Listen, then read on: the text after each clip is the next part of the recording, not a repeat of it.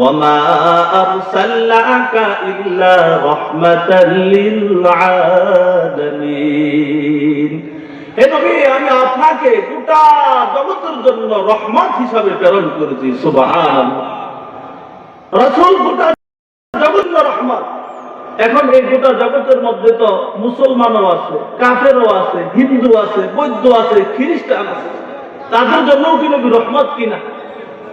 এই আয়াতের তাফসীরে হযরত তাবারী রাহমাতুল্লাহি আলাইহি তার তাফসীর বিশাল গ্রন্থ তাফসীরে তাবারীর 18 নম্বর খণ্ডের 552 নম্বর পৃষ্ঠায় লেখেন, আল্লাহ আরসালা নবিয়াহু মুহাম্মদ সাল্লাল্লাহু আলাইহি ওয়াসাল্লাম রাহমাতাল লিজামিল আলামিন মুমিনিহিম ওয়া কাফিরিহিম।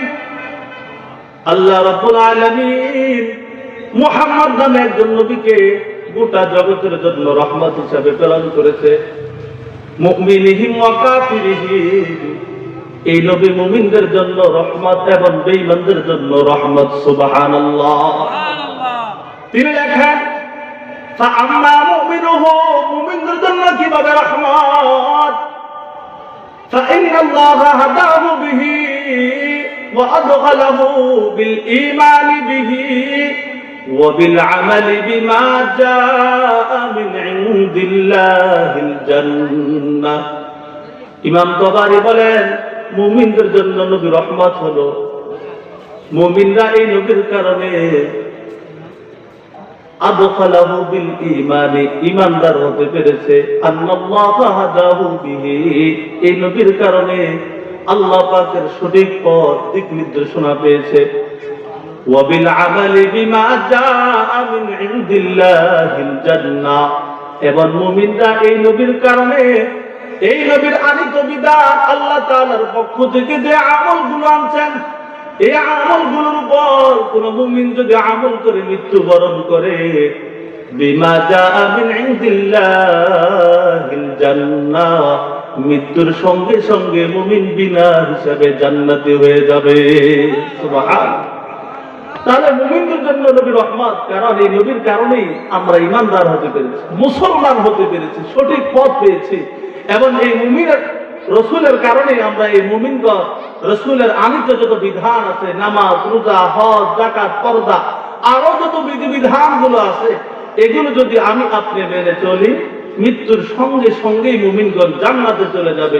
এই জন্য রাসূল মুমিনদের জন্য রহমত, মুমিনদের জন্য রহমত। এটা আমার আপনার জানলাম। কাফিরদের জন্য নবী রহমত কিভাবে? ইমাম তাবারী রাহমাতুল্লাহি আলাইহি লেখেন, ওয়া আম্মা কাফিরুহুম, নবী কাফিরদের জন্য রহমত। ফাইন্নাহু দাফা বিহি আনহু আদিল বালাء الذي كان ينزل بالامم المكذبه رسلها من قبله। কাফিরদের জন্য রহমত। এই জন্য নবী, আমার আপনার প্রিয় নবী আসার আগে আল্লাহ পাক দুনিয়াতে আরো আম্বিয়া আলাইহিস সালাম প্রেরণ করেছে, পাঠিয়েছেন। ওই জামানার উম্মতগণ যখন নবীদেরকে বিল উমামিল মুকাজ্জাবাতি, রাসূলদেরকে অস্বীকার করতেন, আল্লাহ রাব্বুল আলামিন সঙ্গে সঙ্গে আযাব দিয়ে তাদেরকে ধ্বংস করে দিতেন। কিন্তু আমার আপনার নবীর উসিলায় আল্লাহ রাসূলকে অস্বীকার করার কারণে, রাসূলকে কটূক্তি করার কারণে, রাসূলকে নির্যাতন করার কারণে এখনকার জমানার উম্মতকে আল্লাহ পাক সঙ্গে সঙ্গে আযাব দিয়ে ধ্বংস করেন না। এই জন্য বেঈমানদের জন্য আল্লাহর নবী রহমত। সুবহানাল্লাহ। বেঈমানদের জন্য রহমত বিধায়িত। বিভিন্ন সময় নাস্তিক মুরতাদরা, বিধর্মী ধর্মের অবলম্বনীরা আমার নবীকে নিয়ে ব্যঙ্গচিত্র করে, কটূক্তি করে, আল্লাহর নবীর শানে বেয়াদবি করে, কিন্তু সঙ্গে সঙ্গে আল্লাহ আযাব দেন না।